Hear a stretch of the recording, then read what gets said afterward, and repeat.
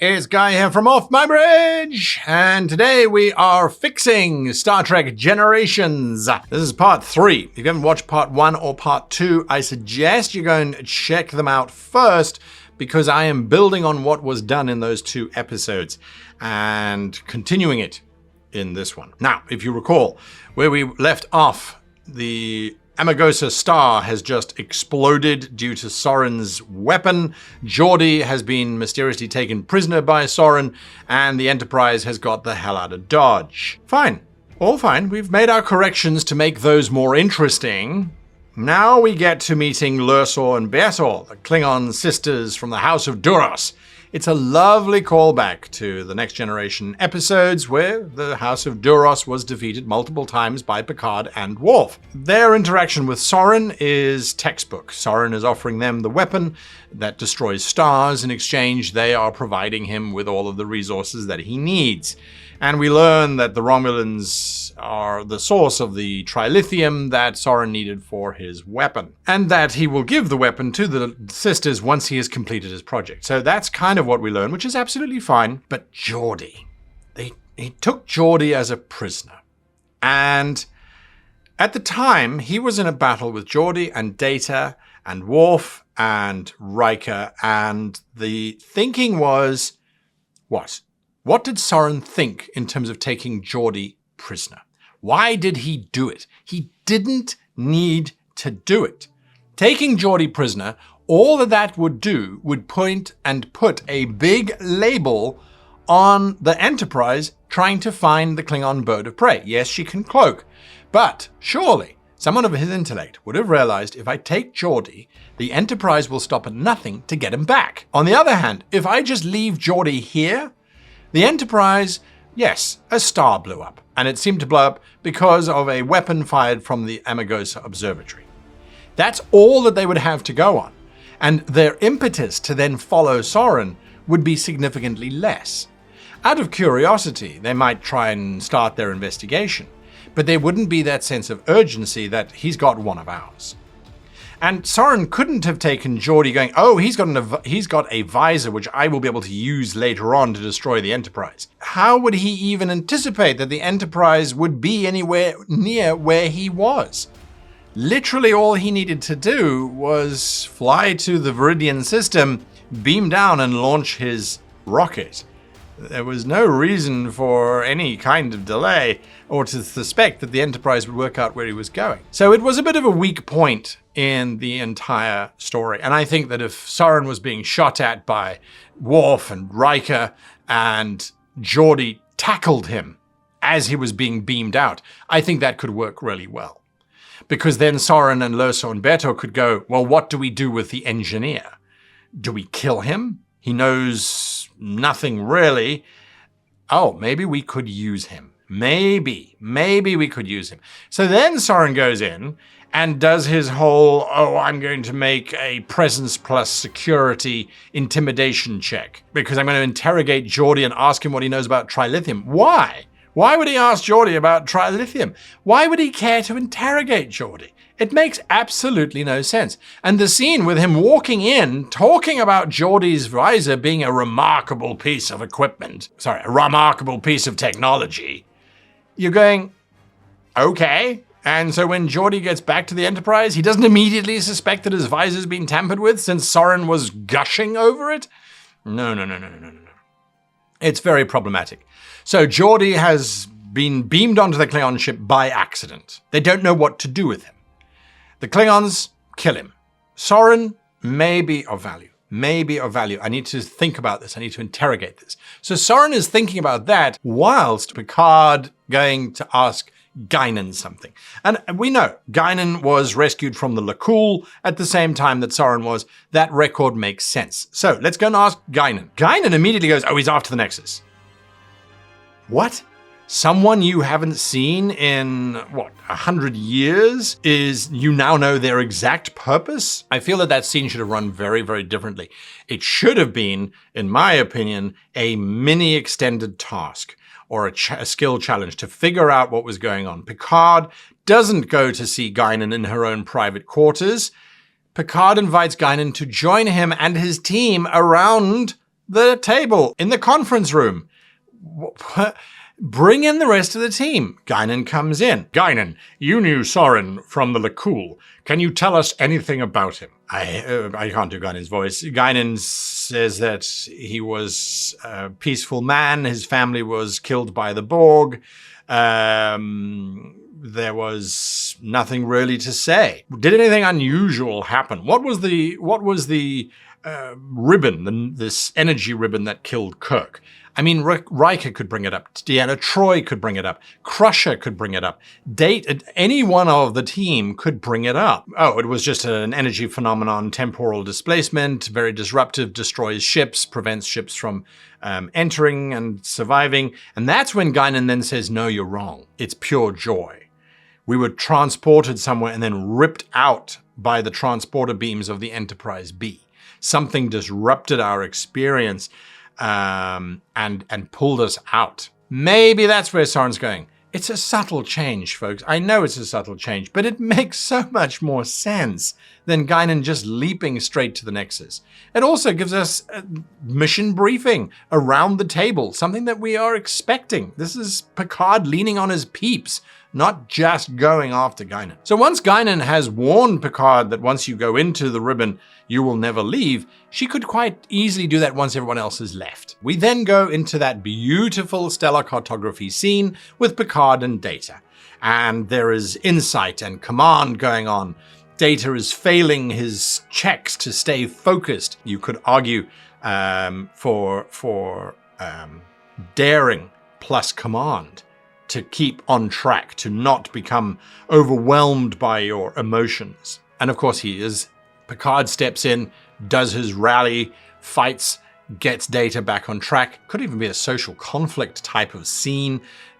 Really, really, really cool scene. And they work out that Viridian is the next point of target. Why Viridian? They try to make it sound like it's scary. Oh, 230 million people will be wiped out if he destroys the Viridian star.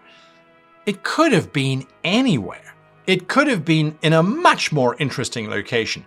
Just fly to Viridian, there's nothing wrong, it's like in the middle of nowhere, no one cares. Why not put it just on the inside of Romulan space? Why not put it on the edge of Klingon space? Why not put it on the edge of Cardassian space?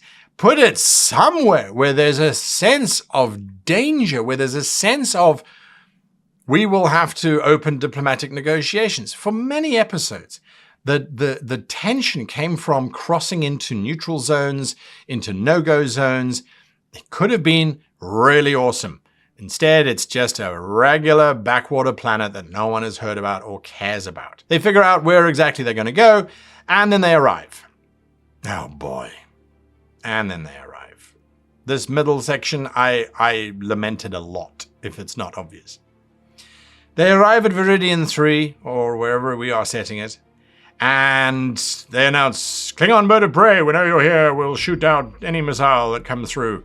We want to talk. We want Geordi back. Okay, cool. Lursaw and Beato agree to a prisoner exchange where they get Picard for Geordi. But first they have to beam him down to the planet's surface? And they agree? Why? Why? Give me one logical reason as to why they would give up Picard. They've got the data from Soran. Arguably, he's transmitted the codes on how to activate the data that he has given them. So they have no reason to hang around whatsoever. If they get Picard, they can take Picard off into Klingon space. It's much more tense if they're already on the Klingon border. See what I mean? Or on the Romulan border, and they can take them to the Romulans that they have always been working with for even more value, right? There's so many reasons why they would not agree to Picard going to the planet's surface. Just beam him onto their ship. Or they could even just go, yes, of course, and then they beam him onto their ship. They have to beam him onto their ship. There is no ways I will accept a prisoner exchange and the prisoner gets sent to a different location. Never gonna happen. Or even if you can justify why they would beam him down to the planet, sure, beam him down with 6 armed Klingon guards. Beaming him onto the ship is easier, more logical, and the right thing to do. It also gives Picard a chance to be a hero in a better way than he was in Generations. So beam him onto the ship. That's how that scene should play. The moment they have Picard on their bird of prey, that is when we realize that Geordi's visor has been tampered with. And we could even have a scene where he and Dr. Crusher are looking at him physically. He's been returned. It's moments. This is probably still in the transporter room. And he's saying they did something to my visor. I don't know what, or that we've got to check everything. And that is then when the Klingon bird of prey attacks. Why? Because the Enterprise D would have had to have her shields down for Geordi and Picard to transport over. But there is nothing stopping the Klingons from firing a salvo of torpedoes directly at the Enterprise D and then cloaking. By attacking the Enterprise D, by causing some initial damage, it causes Geordi and Crusher to cut short their consultation. So instead of her going, okay, wait, I'm going to come with you to engineering, they rush down to engineering. There's all kinds of disastrous explosions and things going on. But it allows Lursor and Beator to see the shield frequency, and it explains why Enterprise crew, Crusher, Geordi, Data, none of them bothered to check him for transmissions or for any kind of tampering whatsoever. Weren't they asking the same question? Why would they have taken Geordi prisoner in the first place? By having the bird of prey attack immediately, it mitigates that amount of time that they have to do all of this kind of stuff. It makes it make more sense in my head. Remember, Picard is on the bird of prey, so he watches this unfolding. He can make an impassioned speech. Spare my ship. You've got me. Don't destroy the Enterprise. And then with the shield frequency, Lursor and Beator destroy the Enterprise D in front of Picard, just as he had seen his nephew and brother being destroyed at the beginning of the film. The horror, the dread, the absolute loss would be incalculable. Incalculable. It would be perfect. Perfect. The missile is fired whilst Lursor and Beator are still in orbit. The reason why they're still in orbit, the Enterprise D, even though we have this cool battle sequence with this old bird of prey attacking the Enterprise D would still have fired back. There's no ways Worf would have just sat there going, I'm waiting for Commander Riker to tell me to fire. He would have been firing phases and things. And the Enterprise is pretty well armed. So Lursor and Beator would have still taken damage. Even though they knew the shield frequency, they didn't know the weapons frequencies. Lursor, Beator, and Picard are stuck on orbit of Viridian 3 as they are attempting to repair the warp drive. The missile goes off, the sun is destroyed, the ribbon changes course, and it washes over Viridian and the Klingon bird of prey, destroying it. I was never comfortable with that whole ribbon destroying ships so you couldn't get back into the Nexus thing, because Soran and Guinan and a whole bunch of other Elorians were on the Lakul. They got into the Nexus and their ship was destroyed. So it was a very weak little point of contention, in my opinion. Soran could have flown into it easily. Picard, of course, survives, and he wakes up in this space. The Nexus. The dumbest concept I have ever come across. No, I can't say that. It is one of the dumbest. One of the dumbest. What, there's just this temporal ribbon that allows the consciousness of individuals to exist, and it projects what the consciousnesses are dreaming about, are lusting over, are projecting, and it can spit you out anytime, any place. How does this all work? Is it all the power of the mind? The Picard sequence, he imagines he has a whole bunch of children who dress in weird Victorian-esque kind of clothing whilst living in a 1930s styled house with a wife who wears Victorian clothing. What on earth? I am speechless, as a matter of fact, because then one of the kids is opening a present, there's a plastic fighter jet model thing. Huh? What?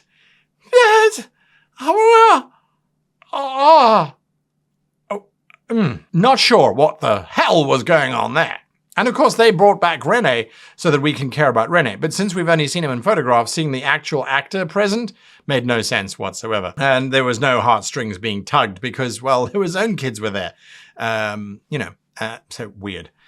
Then Guinan mysteriously pops in. How did Guinan know that Picard was in the Nexus? Does it mean that you can just drop in on anyone that you like within the Nexus? Yes, that's what it means, because then they pop in on Kirk. Imagine if your fantasy is to be running around completely naked whilst lathering up dinosaurs in engine oil. I have no idea where that came from. But anyway, and suddenly your friends arrive. It's like, hey guys, knock. No, none whatsoever. Okay, so it's just weird. It's like, okay, power of the mind, you can travel to wherever, if you know that they're there. He didn't even know that Kirk was there. Well, maybe he could have known because maybe Guinan could have said, oh, and Kirk was pulled in. Except that she wouldn't have known either because she was out of the Nexus by the time Kirk was pulled into the Nexus. And oh my gosh, everybody believes that Nexuses destroy ships and kill people who are on the ships. So again, we still wouldn't know that Kirk was there.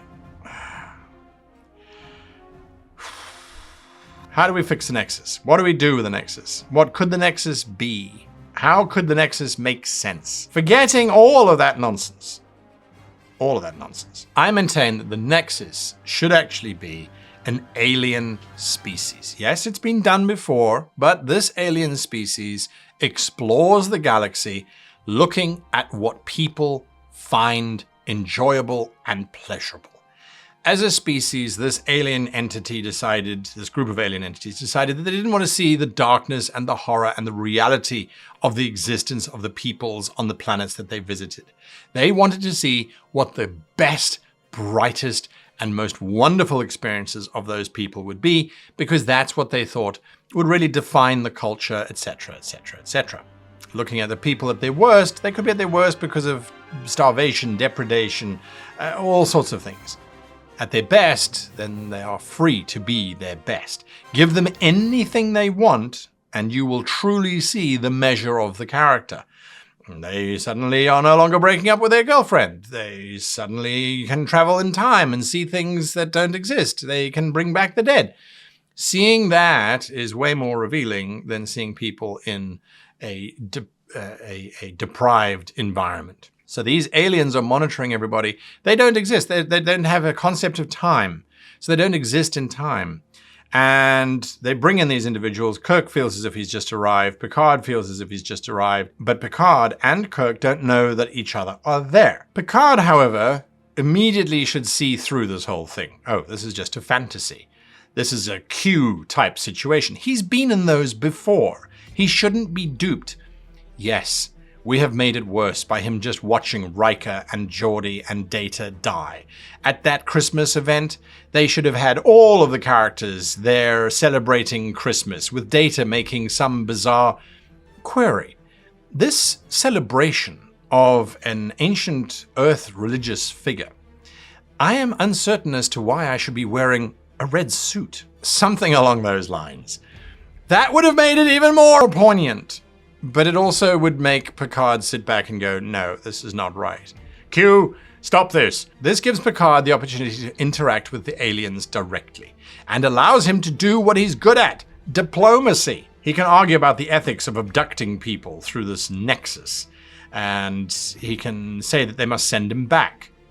That's when they will then reveal, the aliens, that humans are particularly difficult to read because they don't accept paradise. There are others here who are rebelling just as hard as Picard is and refusing to fulfill their research. Others? Yes, Kirk, who's just arrived. Because I will never accept, and I don't care how they try to justify it in the film, that Kirk arrives, having just saved the Enterprise B, arrives at his log cabin, and is content, going, you know what, well, maybe the universe owes me something. No. Kirk would arrive and go, this is not right, this is wrong, I'm in a hallucination, Bones is going to wake me up at any moment with a concussion, I can test all of these things, jumping a horse across that's fine, test it, and then when you find that it is false, challenge it. And that's what Kirk should be doing. Kirk should be fighting, he should be aggressively trying to project the wrong images and things. So when he and Picard team up, the aliens go, whoa, we understand your species is odd. There are other species who enjoy killing things. That's new. There are other species who have just spent a long time enjoying themselves. Nonetheless, Picard and Kirk then need to debate. Does Kirk go back to his moment on the Enterprise B to save himself from, or to just not be sucked into the Nexus? That would irrevocably change Picard's present, which he argues is the right one. On the other hand, should Kirk go with Picard? Well, that might create a temporal problem. In the end, they decide it's best if Kirk goes to Picard's time period because he was legitimately stuck in this Nexus. But when do they go back? They don't go back to just moments before things happen. That's daft. They go back to before the Romulan attack on the Amagosa Observatory. Why? Because Starfleet, or civilian members working with Starfleet, were killed by Romulans looking for Soran's trilithium. If Picard can go back before those individuals were killed, you stop Soran from destroying the Amagosa star, you stop Soran from destroying Viridian, you stop the Enterprise D from being destroyed. This is a no-brainer. This is exactly where Picard should go with Kirk. It does create a problem because then there are two Picards. No, it doesn't. Not if you watch episode 4, which I will talk about in another episode. So that is my solution to the middle part of the film, arguably the most depressing part of the entire narrative, the weakest part, in my opinion, of the entire narrative. There were some great moments in there, but there were also some awful, awful decisions that were being made.